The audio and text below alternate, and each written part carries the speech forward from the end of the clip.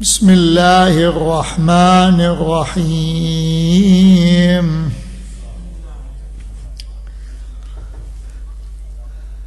الحمد لله رب العالمين، والصلاة والسلام على أشرف الأنبياء والمرسلين أبي القاسم محمد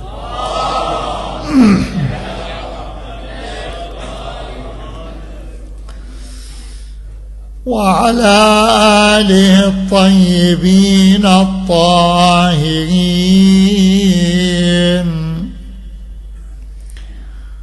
صلى الله عليك يا مولاي يا أبا عبد الله، صلى الله عليك وعلى آلك المظلومين.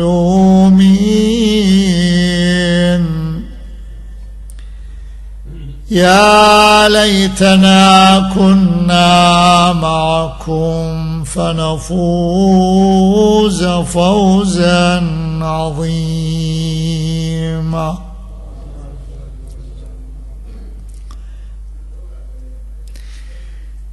المرء يحسب أنه مأمون، والموت حق والزمان خؤون.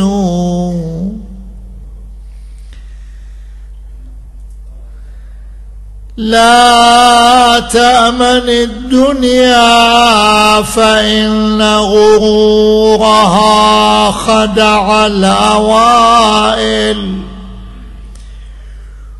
والزمان خؤون.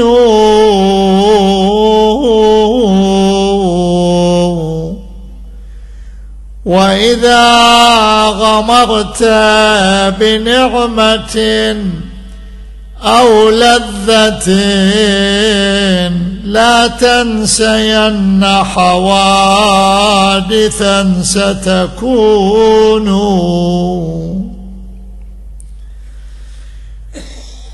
وإذا بكيت على فراق أحبة فلتبك نفسك أيها المسكين.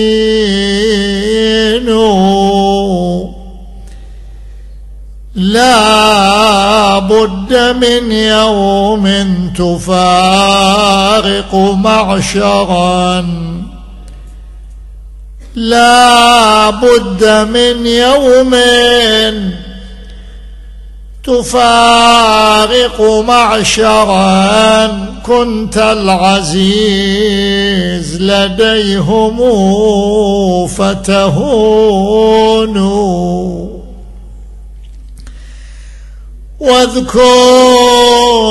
واذكر مصاب الصبط سبط محمد،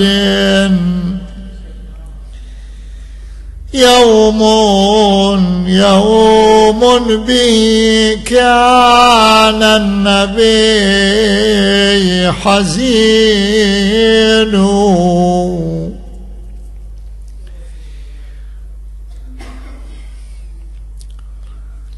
بسم الله الرحمن الرحيم. واجعل لي لسان صدق في الآخرين.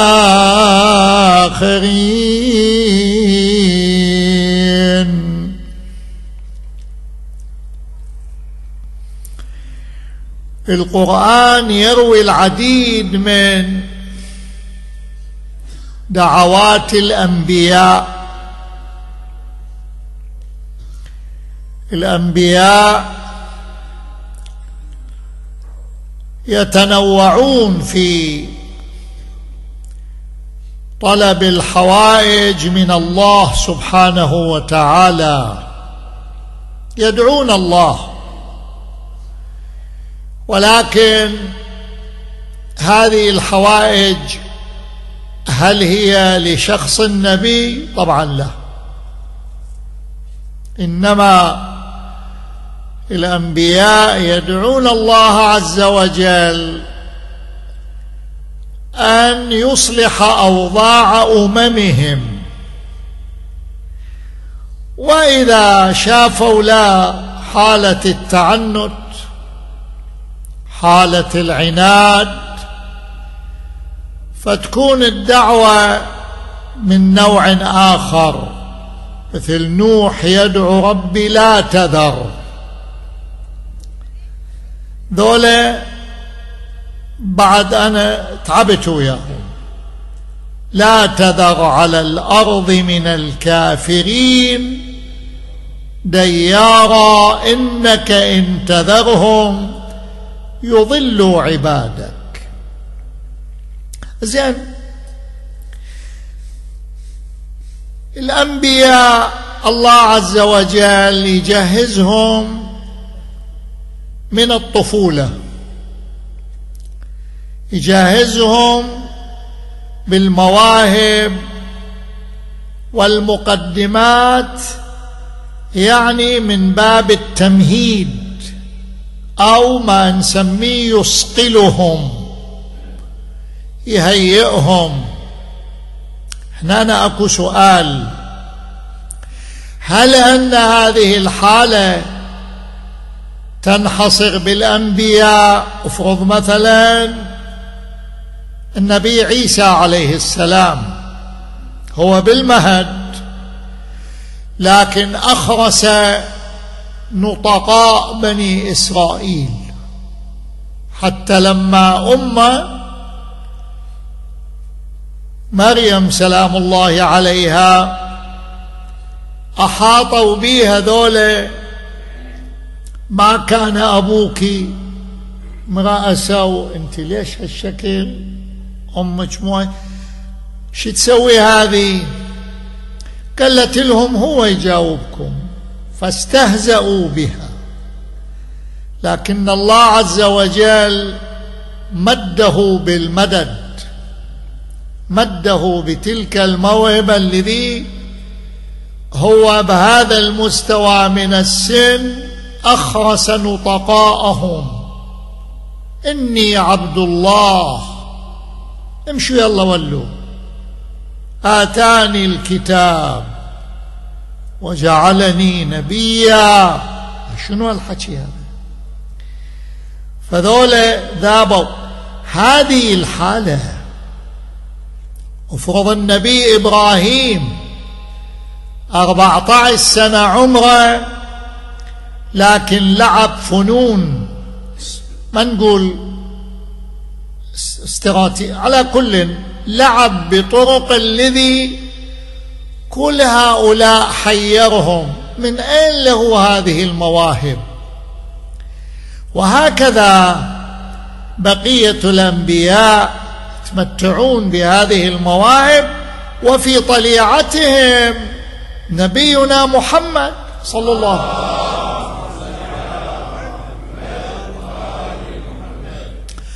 خب الله عز وجل سلح النبي بذيك الأسلحة، مش أسلحة قتال، وإنما أسلحة تعزيز.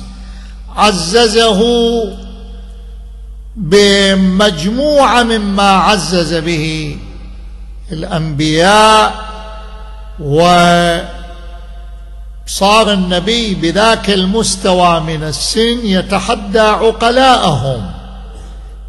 هذه مقدمة. أريد شنو أقول أن هذا لا ينحصر بالأنبياء فقط، بل يتعدى إلى أئمتنا 12 سلام الله عليهم. بس الطرف يقبل أو يقول لي هذا غلو، لكن هذا ما ينطق به التاريخ والكتاب هم مو كتابنا، كما أن مصدر الحدث هم مو من خط أهل البيت حتى نقول أن هذا شايف يتحيز أو كذا من هذا القبيل، لا، سلح أئمتنا بهذا الوضع، بهذه المواهب. أنا أروي لك حالة ونعبر. أحد عمالقة المدينة المنورة، عمالقة العلم، يعني عالم كبير، منطيق كذا معروف. هذا يوم من الأيام يمر ويشوف أطفال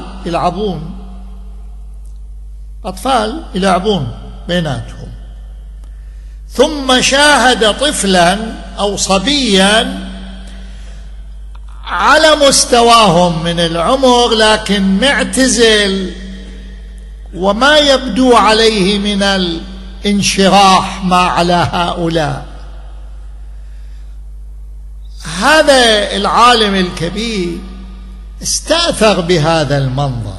هذا الصبي يفترض أن يكون ويا ذولا يلعب، فلو متزاعلين وياه باصطلاحنا وأبعدوه عنه، أو لا هو يعاني من ثغرة. فتقدم إليه هذا العالم قال له: بني، ما أشوفك على بعضك، أنت ليش ذولا ما تلعب وياهم؟ هل أبعدوك عنهم؟ قال له: لا. قال له: زين، تذهب وياي إلى السوق أشتري لك لعبة، حاجة تلعب بيها. وإذا هذا العالم الجليل تفاجأ بهذا الصبي، شي يقول له؟ ما للعب خلقنا. هذه حكاية مال حكيم عمره 70 سنة 80 سنة. ما للعب خلقنا. فالرجل انبهر في البداية، ثم قال له: ليش؟ شلون يعني؟ قال له: أما قرأت قوله تعالى: أفحسبتم إنما خلقناكم عبثا وأنكم إلينا لا ترجعون؟ هاي شنو هاي؟ فبقي الرجل متحير، استوضح أكثر منا. قال له: بني، أنت بهذا المستوى من السن وتعيش بهذا التفكير، أنت الآن مو ابن 50 سنة و80 سنة وتخشى الموت. قال له: دع عني هذا، فقد رأيت الكثير ممن ماتوا وهم أصغر مني، ألا تخشى العذاب؟ ثم التفت قال له: أنا رأيت أمي تحتطب. شوف الحكي هذا الملبلب، رأيت أمي تحتطب فرأيت النار أسرع إلى العيدان الصغيرة من الكبيرة. الأحطاب الصغيرة أسرع اشتعالا. هذا الرجل بعد على كل ترك هذا الصبي بعد أقدام يواجه عالما آخر. قال له: تعال، أنا واجهت حالة حيرتني. شنو؟ قال له: هذا تعال شوف شو يحكي، هذا زعزع كل تفكيري. فاقترب إليه قال له: ما عرفته؟ قال له: لا. قال: هذا علي بن محمد الهادي، هذا الإمام علي بن محمد الهادي. احنا نقرأ في مواصفات الأئمة بزيارة الجامعة: آتاكم الله ما لم يؤت أحدا من العالمين. خصوصية هذه الله عزز بها الأنبياء وعزز بها أئمتنا صلوات الله وسلامه عليهم. زين، إذن الدعوة دعوات الأنبياء هي لبناء المجتمع. ومن الحالات المهمة التي يحتاجها الرسول أو النبي هو أن يتعامل بهذه الصورة التي الله سبحانه وتعالى وهب بها الأنبياء قبل غيرهم، وهي شنو؟ عملية الصدق. أيام الأصنام والوثنية والتخلف كان النبي على صغر سنه يسود المجتمع كله ب3 مواهب مهمة. أولها شنو؟ الأمانة. وثانيها شنو؟ الصدق. وثالثها النطق. لهذا هو النبي يقول صلى الله عليه وآله، يقول: لا تنظروا إلى صلاة الرجل وصيامه. احنا مقاساتنا نقيس الأشخاص، والله هذا يصلي ويصوم وهذا يصلي بش الكيلو. يزيد كان يصلي وغيره كان. صدام أنا شفته يصلي بالحضرة، سجد 3 مرات 3 مرات سجد. الظاهر أن قوة سواها القضية، فالذي اختربت عليه الشغلة. لا، النبي يقول: لا تنظروا إلى صلاة الرجل وصيامه، فإن ذلك أمر قد تعود عليه، ولكن انظروا. تردون تشيكون، تردون تقيمون الفارد. انظروا إلى صدقه في الحديث وأدائه الأمانة. من خلال هالحالتين قيموا للفرد. شوف الرسول صلى الله عليه وآله الله متع بأكبر موهبة يسموه الصادق، بعد يسموه الأمين. وأما نطق النبي صلى الله عليه وآله يقول لأحمد شوقي: يا أفصح الناطقين الضاد، قاطبة حديثك الشاهد عند الذائق الفهم، بكل قول كريم أنت قائله، تغري الجماد وتحيي ميت الهمم.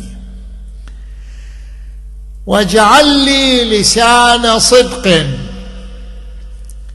أن يتمتع ويظهر باللغة الصادقة. حالة من الحالات المهمة التي تضمن سلامة المجتمع وبناء المجتمع هو الصدق. وبالعكس، إذا انتشر الكذب أربك وضع المجتمع وتحطمت الفضائل، تحطمت الأخلاق. شوف، عليك بالصدق ولو أنه أحرقك الصدق بنار الوعيد.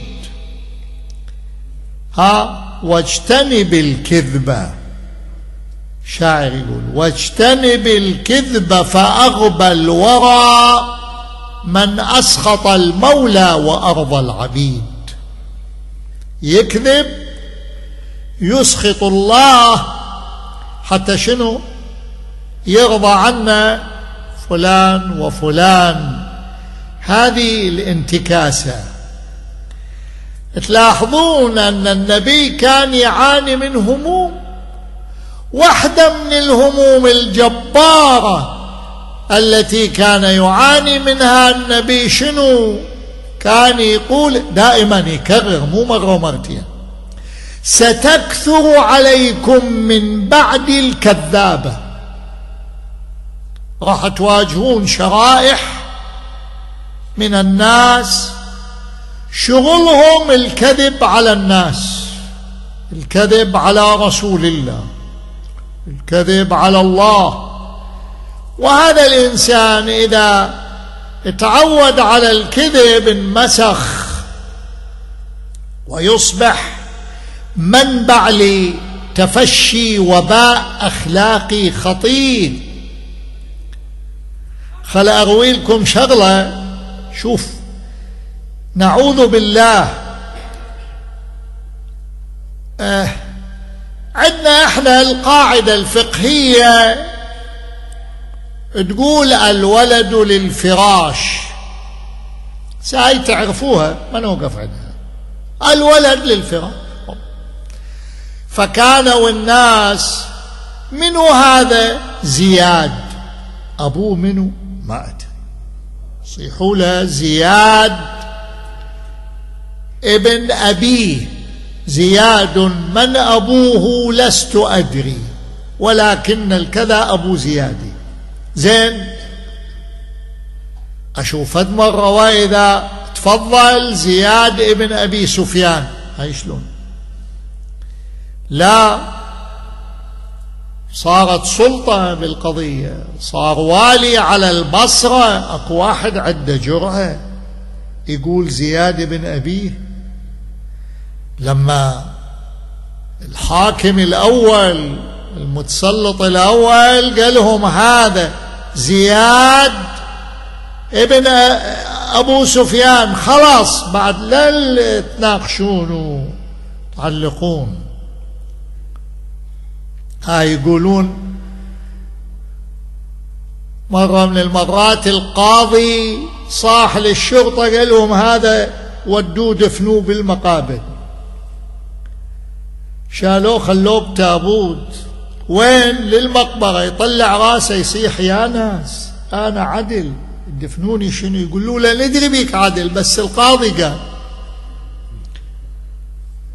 يعني نشوفك عدل، إيه، بس القاضي قال دفنوه. فلما القاضي قال هذا زياد بن أبي سفيان، واحد بالبصرة من وجهاء البصرة اسمه أبو العريان العدوي، هذا كفيف البصر. كفيف البصر واقف يم بقال ما أدري شنو مكان، هي سمع ضجيج هوسة. شنو؟ قال شنو؟ خير. قال له هذا زياد ابن أبي سفيان مر بموكبه. والي تعرف وياه هذول الستاف مالته. قال شنو؟ زياد ابن أبي سفيان؟ والله ما عهدنا لأبي سفيان ولدا اسمه زياد. احنا ناس أبناء المنطقة، ما مر علينا. زياد ابن أبي سفيان منين جت هذه؟ رجال كفيف ويسولف والناس يسمعوه. بعد أيام بلغ ذلك زيادا، ودال ظرف، بس الظرف يعني على كل ظرف وانت تدري ايش بيه. وصله الظرف، وتصادف بعد الظرف بيومين ثلاثة هم سمع ضجة. شنو القضية؟ قال له زياد ابن أبي سفيان مار. قال سبحان الله، شممت رائحة أبي سفيان. شوف الظرف ايش سوى. اشتميت أنا وكفيف البصر، قالوا برائحة أبو سفيان. لما الإنسان والعياذ بالله يتحول إلى غباء بهذا النوع، هذا يستهزئ بنفسه، يسخر من نفسه، ما إلى قيمة المجتمع بانتشار الصدق قيمة الإنسان بالتزام بصدق الكلمة. يوم من الأيام اجى رجل للإمام أمير المؤمنين صلوات الله وسلامه عليه، قال له: يا أبا الحسن، علمني من الدين قليلا ولكنه بمعناه كثير. يعني أعطيني أفرض النقاط الحساسة. زين، طبعا تعود أهل البيت على هذا السلوك، أن ما يفاجئون الطرف بحمل ثقيل. أفرض واحد على كل يلح على الطرف: تعال صلي تعال صلي. هذا ما له خلق، مو معاند، ما له خلق. فاليوم اقتنع، لما اقتنع ايد جيبه بصلاة جماعة، جابه بصلاة جماعة الذي هذا بالصلاة ما أدري يقرأ سورة البقرة كذا، هذا هم بالسجود خلوا شرط. قال لي: إذا هذه الصلاة أنا لا. أحيانا إحنا نريد نصلح الناس، نصعد نسويها عليهم عجة ظلمة، في حين الله سبحانه وتعالى أمر المبلغ، أمر الداعية أن يتعامل بشنو؟ بحمل خفيف لا يثقل الطرف. فهذا يقول للإمام أمير المؤمنين: علمني شيء الذي هو هم خفيف ولكن مهم. تأمل الإمام قليلا، قال: تعاهدني على أمرين، اثنين، كل شيء ما أريد منك، حالتين تنطيني عهد. قال له: إي والله. قال له الإمام: لا تأكل حراما ولا تكذب بكلامك، بس هاي أنت أريدها منك. حرام لا تأكل حرام، كذب لا تكذب. فهذا صادف الإمام أمير المؤمنين بعد فترة. شي يقول للإمام: لله درك يا أبا الحسن، غلقت علي باب كل رذيلة، سديت علي أبواب المنكر بكل أنواعها. ليش؟ لأن الكذب والعياذ بالله هو مصدر الشر. 182 آية بالقرآن تتحدث عن الكذب وأخطار الكذب. نسأل الله أن يجعلنا من الصادقين.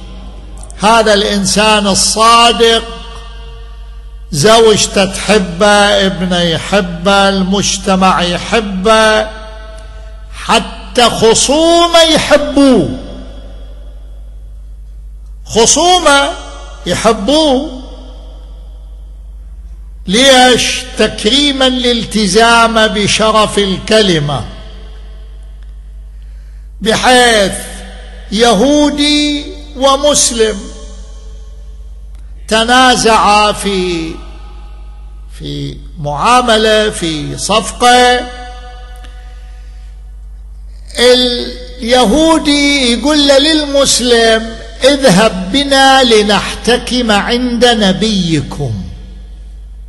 هذول متى صاروا يحبون النبي؟ ولتجدن أشد عداوة للذين آمنوا اليهود. شوف، اليهودي يقول له شنو؟ لا، روح عند نبيكم. هذا الشيء يقول له لا، روح عند القاضي اليهودي. قال له أبدا. قال له ليش أتحبه؟ قال له لا، ولكني أعلم أنه لا يكذب، أعرف على أن نبيكم يلتزم بشرف الكلمة. وهذه من كبريات المواهب. شوف هسه بهالدقيقتين الثلاثة، واحد اسمه أشرف العبسي أو العبسي، هذا أولاد اثنين اشتركا في انتفاضة ثارت على الحجاج وفشلت الانتفاضة، فذولا كان يطالبهم يعني يتبعهم الحجاج، دول الشابين يلاحقهم وهم يتغيبون.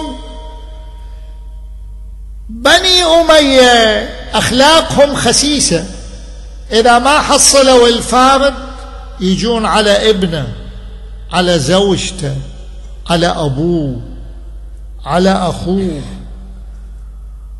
والحالة هذا يعني لا يترجم إلا أسفل حالات الانحطاط. هذا ما وارد بالقيم. ولا تزر وازرة، شي خصة أخوه، أبوه شي خصة، لكن تعال أنت افتح تاريخ بني أمية جيفة. شوف كميل بن زياد هرب، جابوا بناته خلوهن بالسجن. قنبر مولى أمير المؤمنين جابوا ابن طفل خلوه بالسجن. عمرو بن الحمق الخزاعي خلوا معاوية خلى زوجته بالزنزانة، وما اكتفى جابوا له راسه قال ذبوه فاجئوها والقوه بحجرها. فعدهم هالنمط هذا المنحط من السلوك. ثم يكفيك ما صنعوا يوم عاشوراء. ايش سووا بعائلة الحسين. هذا ذول الشابين كان يلاحقهم الحجاج، ما حصلهم جاب أبوهم، قال جيبوا لي أبوهم. جابوه، فلما أوقف بين يديه قال له أين ولداك فلان وفلان، وينهم؟ قال له يختبئان بالمكان الفلاني. دلاه، فلم يصدق، ما استوعب الحجاج. قالهم خلوه بالسجن، وأرسل شرطه، راحوا لقوهم جابوهم. فلما جيء بهما الحجاج صارت عنده حالة أنه هذا كيف يصرح بمكان اختفاء أولاده وهو يعلم أن القضية فيها نهايتهما، هذول معرضين للقتل 100.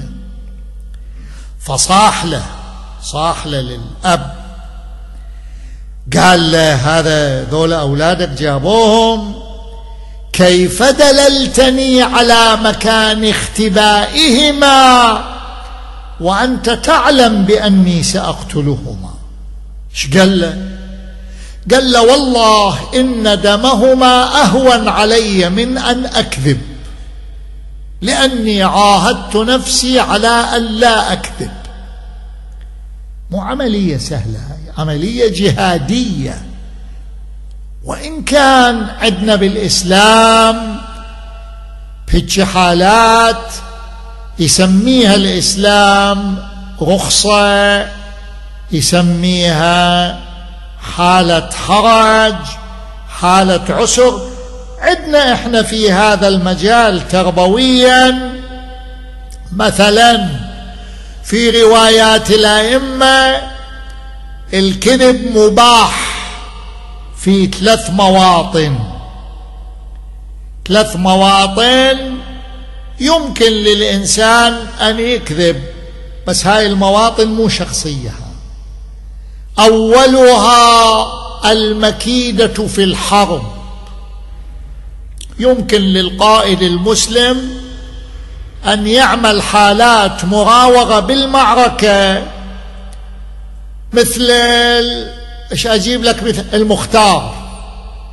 المختار شاف جيشه بدأ يظهر عليه التعب والإحباط، طير حمائم بيض، قال لهم هاي الملائكة جاءت لنصرتكم، تجدد الحماس عندهم، ويعلم أنها مفتعلة. مثلا هذا المجال الكذب به مباح. أو مثلا عدتك زوجتك شنو؟ الزوجة تعيش بأماني، تطلب، لا يعني يصلح للزوج أن يردها فيوجد عندها إحباطا، يقولها ما يخالف إن شاء الله مثلا، هذا هم يعدوه في مقام المباحات بعد. ومن المكانات الذي يباح بها الكذب مباح، وهو عدم إخبار الرجل بما يسوءه. احنا مثلا أتكلم عربي وهذا وفارسي، جابوا مريض عربي عراقي، طبيب بالفارسي قال لي هذا بسرطان بعد أسبوع يموت، وديه خليه يرجع لأهله، الله يعافينا ويعافيكم. قلت له أنا ما أقول له، هو يسألني الرجل، فأنا قلبت المعنى. ليش؟ لأنه الخبر مو بس قد يسوءه، قد يوقع بمكانه إذا أقول له رجع. فحالات أكو استثناءات الإسلام وضعها. زين، الوقت انتهى. واجعل لي لسان صدق، أن يكون الإنسان بحديثه صادقا، الصدق في أعماله، في نواياه، في كل حركاته، يكون يتحرك بصدق، يطبق ما يقول، يعطي مصداقية. الصدق في أقوالنا والكذب في أفعالنا. الله عز وجل شي يقول؟ يا أيها الذين آمنوا اتقوا الله وكونوا مع الصادقين. اشتقر بالقرآن من المؤمنين رجال، شنو؟ طبقوا المصداقية، طبقوا الصدق في اعتقاداتهم، في شعاراتهم. فمنهم من قضى نحبه ومنهم من ينتظر وما بدلوا تبديلا. أبو عبد الله الحسين استشهد بهذه الآية وين؟ بالطريق، وصل إلى منطقة وهو جاي إلى كربلاء وشاف 5 جايين، وفلان وفلان، وهم يعني يعرفهم الحسين، لكن قرأ الحسين في وجوههم المحنة. سألهم منين جيدكم؟ قالوا له من الكوفة يا أبا عبد الله. رأسا سألهم وما علمكم بابن عمي مسلم؟ فهم بدا عليهم الانكسار. قالوا له أبا عبد الله أكو شخص غريب أو كذا يشمت؟ قال لا. فساقوا النبأ الحزين، قالوا له شفنا بعيوننا، رأينا مسلما وهاني يسحبان بالحبال.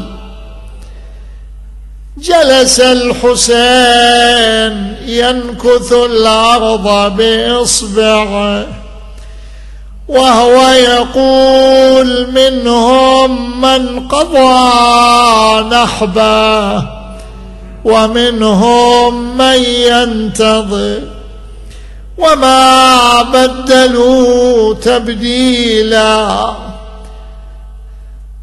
نهض الحسين صوب النساء، وقف خلف الخيام، صاح: أخي زينب. جاءت العقيلة زينب: فدتك أختك أبا عبد الله. قال: علي بحميدة ابنة مسلم. راحت جابتها، لكن صارت حالة الذي النساء كلهن انتبهن، الأطفال: لماذا يطلب الحسين هذه الطفلة الصغيرة؟ جاءت بها العقيلة زينب، وضعها في حجره، جعل يمسح على راسها. حست الطفلة بشيء، صاحت: يا عم أراك تمسح على رأسي كما يصنع لليتامى. وصلك خبر من أبي يا عمي ايش كثر حلوة الليالي، غريب وفرقته تصعب الوالي. على ابويا انخمش قلبي وتاه بالي، أظن باليتيم راح ظل تالي. ظلت هذه العقدة في قلب الطفلة تنحب على أبيها. تقول الرواية: لما جابوا السبايا إلى الكوفة حبسوهم بالخربة، جاءت مرة طويلة القامة وقفت على باب الخربة، منعتها فضة، صاحت: أنا طوعا التي أجرت مسلم بن عقيل. لما سمعت حميدة كلامها جاءت إليها، صاحت: يا طاعة يقلون للكوفة كبيرة وعدوان نبيها كثيرة، أبويا من داره وعليا من يجيره، يتيمة صرت وانا صغيرة. لم يبكها عدم الوثوق بعمها. يا الله، يا من لا يقال لغيرك، يا الله. اللهم أصلح أمور ديننا ودنيانا، شافي وعافي جميع المرضى، اقض اللهم حوائج المحتاجين.